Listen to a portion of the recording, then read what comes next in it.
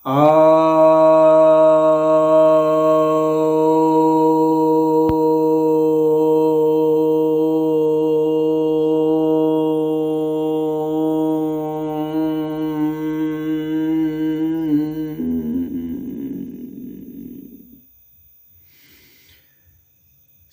भक्तजनों को सप्रेम नमन। भक्तों, आज आपकी जिज्ञासा का समाधान लेकर आया हूँ। एक जिज्ञासा आई है कि क्या अपनी अज्ञानता छिपाने के लिए या अपने धर्म की कुतर्क बातों से बचने के लिए कोई अपने को नास्तिक या एग्नोस्टिक बताते हैं। एक संभावना है यह, लेकिन ये पूरा सच नहीं है। कुछ लोग जेन्युइनली नास्तिक होते हैं,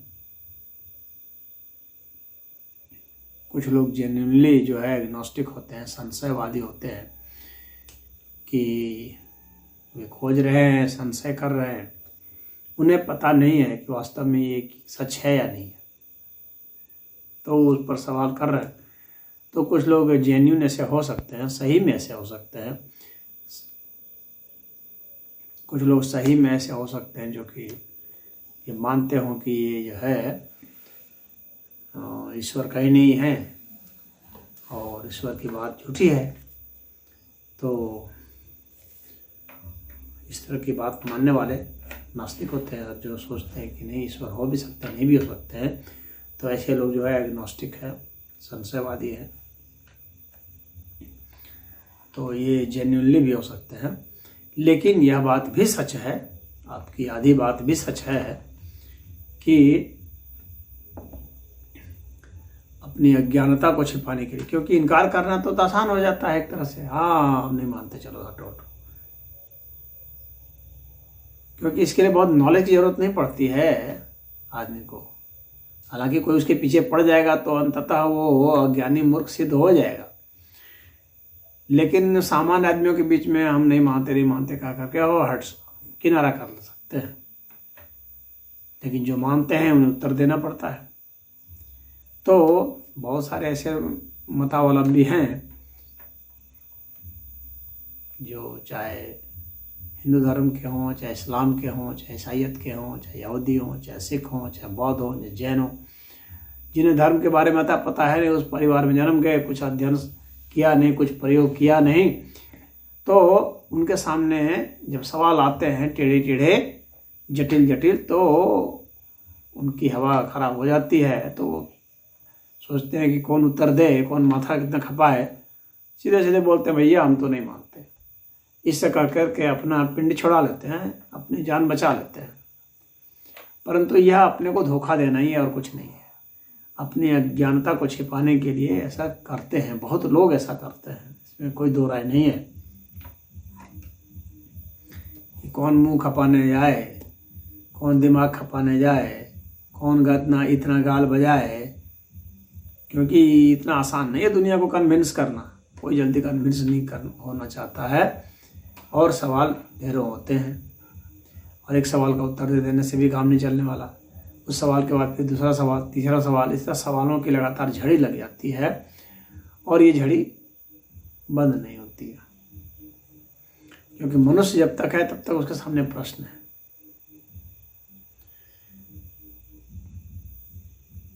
तो प्रश्न पर परिप्रश्न, परिप्रश्न पर फिर परिप्रश्न, इस तरह से आते चले जाते हैं और व्यक्ति उत्तर देने वाला भी परेशान हो जाता है। अंततः वह जो है उत्तर देने वाला भी चुप हो जाता है कि आखिर इतना माथापच्ची करने का फायदा क्या है। तुमको जो मानना है मानो, नहीं मानना मत मानो, जानना है जानो, नहीं जानना मत जानो, ये तुम्हारी प्रॉब्लम है। सामने वाला थोड़ा बहुत मदद कर सकता है, वो तुम्हारा ठेका लेकर थोड़ी बैठ जाएगा कि तुमको सब कुछ बताता फिरेगा। तुम्हारा कोई ट्यूटर थोड़ी है, तुम कोई उसको पैसे थोड़ी दे रहे हो। और पैसे भी अगर दोगे तो भी वह जीवन भर नहीं बताता रहेगा, क्योंकि उसे और भी काम है ना तुम्हारे को उत्तर देने के सिवाय। तो इसलिए जिसको उत्तर देना होता है उसको बहुत अध्ययन करना पड़ता है, प्रयोग करना पड़ता है और अपनी याददाश्त को भी काफ़ी दुरुस्त रखना पड़ता है, करंट रहना पड़ता है और विज्ञान सम्मत उसको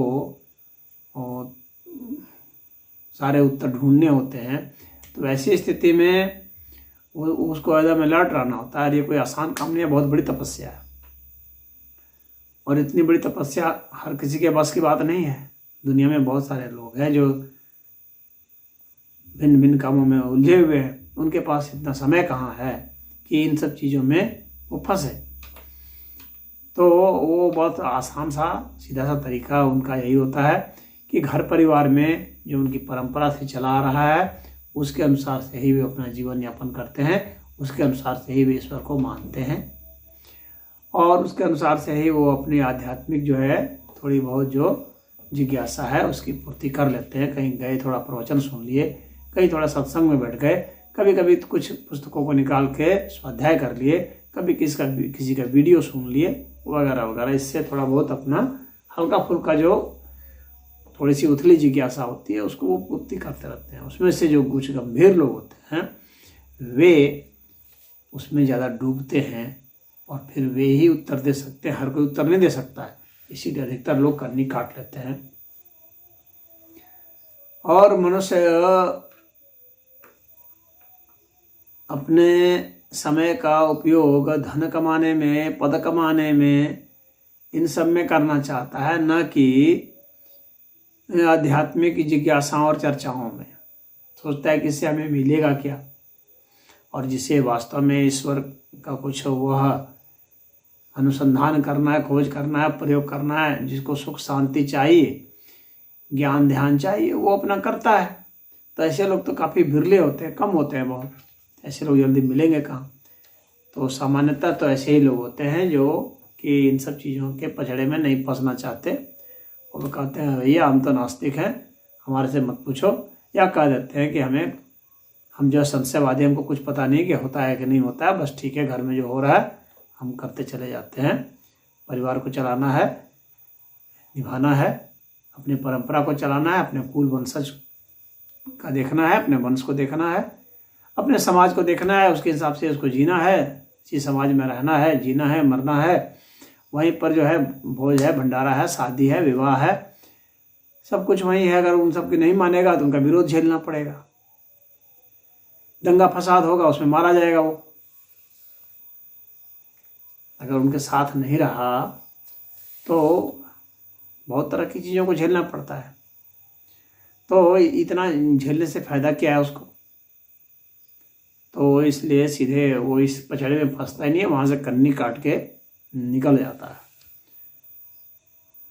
तो ये आसान तरीका तो होता है बचने का, लेकिन उनके सामने उनकी अपनी मजबूरियां भी हैं। उन मजबूरियों को भी हमें समझना पड़ेगा। हरि ओम।